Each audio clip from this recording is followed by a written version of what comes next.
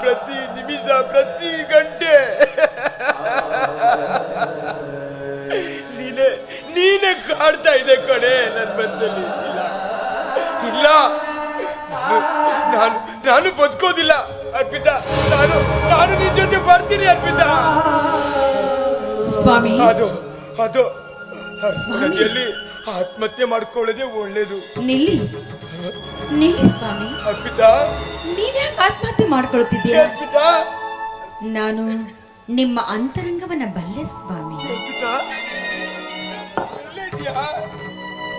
ಅರ್ಪಿತಾ, ಎಲ್ಲೇ ಇದೆಯಾ?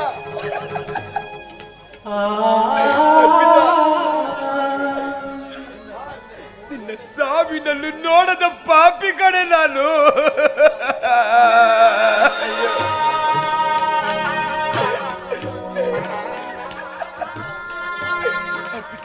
ಅರ್ಪಿತಾ, ಇಂಥ ಅನ್ಯಾಯದ ಭಾರ ಹೊತ್ತು ಬದುಕೋದಕ್ಕಿಂತ ನಿನ್ನ ಜೊತೆ ಬರ್ಬೇಕಂತ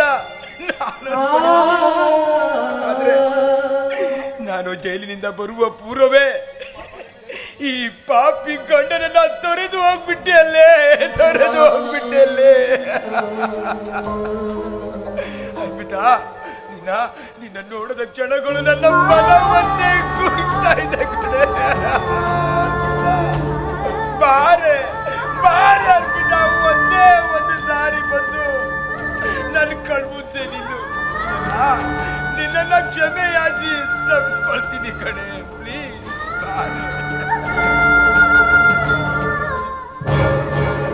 ಸ್ವಾಮಿ, ನಾನು ಹೇಗ್ ಬರ್ಲಿ?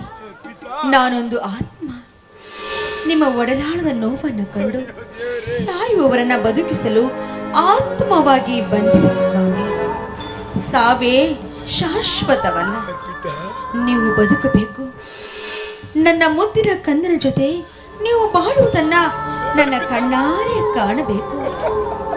ಮನೆತನದ ಗೌರವಕ್ಕೆ ಮರ್ಯಾದೆಗೆ ಜೀವ ಬಲಿ ಕೊಡಬೇಡಿ. ಆತ್ಮಹತ್ಯೆ ಮಾಡಿಕೊಳ್ಳೋದೆ ನೇರವಾಗಿ ಮನೆಗೆ ಹೋಗಿ ನಿಮಗಾಗಿ ನನ್ನ ಮೈದುನ ಕಾಯುತ್ತಿದ್ದಾನೆ. ನಾನೇನು ನಿಮ್ಮಿಂದ ಬಹುದೂರ ಹೋಗ್ತಾ ಇದ್ದೀನಿ.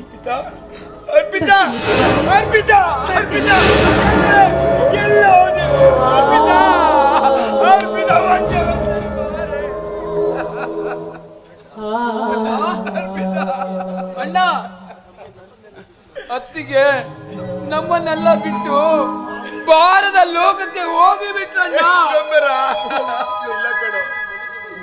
ನೀನು ಮನೆಗೆ ಬಾರದೆ ಅವಳಿಗಾಗಿ ಏಕೆ ಪರಿತಪಿಸುತ್ತಿರುವೆ ಅಣ್ಣ? ಏಕೆ ಪರಿತಪಿಸುತ್ತಿರುವೆ? ಇಲ್ಲ ಕಣೋ, ಅವಳು ಎಲ್ಲೂ ಹೋಗಿಲ್ಲ. ಭಾರ ಅಪಮಾನ ಹೊತ್ತು ಬಾಳೋದಕ್ಕಿಂತ ಸತ್ತ ಮಡದಿ ಜೊತೆ ಸೇರ್ಕೊಳ್ಬೇಕು ಅಂತ ಆತ್ಮಹತ್ಯೆಗೆ ಮುಂದಾದೆ. ಆದ್ರೆ ಅವಳೇ ಆತ್ಮವಾಗಿ ಬಂದು ನನ್ನ ಸಂತೈಸಿ ತಡೆದು ನೀನು ಬದುಕಬೇಕು, ಮಗು ಮೈದನ ಜೊತೆ ಬಾಳ್ದಾಗ್ಬೇಕು ಅಂತ ಅವಳೇ ಹೇಳುವುದು ಕಣೋ. ಏನಣ್ಣ, ತಿಳಿದವರಾದ ನೀವು ಆತ್ಮಹತ್ಯೆಗೆ ಶರಣಾಗಲು ಬಯಸಿದಿರೇನು? ಅಣ್ಣ, ಮಾನ ಅಪಮಾನಗಳು ನಿಮ್ಮಿಂದ ಬಂದಿದ್ದಲ್ಲ. ಅದು ಕುತಂತ್ರಿ ಲಕ್ಷ್ಮೀ ನರಸಗೌಡ ಹಾಗೂ ಅವರ ಸಹೋದರ ಕಾಲರುದ್ರದಿಂದ ಅವರ ಸಂಚಿನಿಂದ ನೀವು ಬಲಿಪಶು ಆಗುವಂತಾಯ್ತಣ್ಣ. ನೀವು ಬಲಿಪಶು ಆಗಬೇಕಾಯ್ತಾಯ್ತು. ಆಡುವ ನುಡಿಗಳಿಗೆ ನೀವು ದತ್ತಿಗಡದಿರಿ. ನೀವು ಅಪರಾಧಿ ಅಲ್ಲಣ್ಣ, ನಿರಪರಾಧಿ. ನೀವು ನಿರಪರಾಧಿಯಾಗಿ ಬಂದಿದ್ದೀರಿ.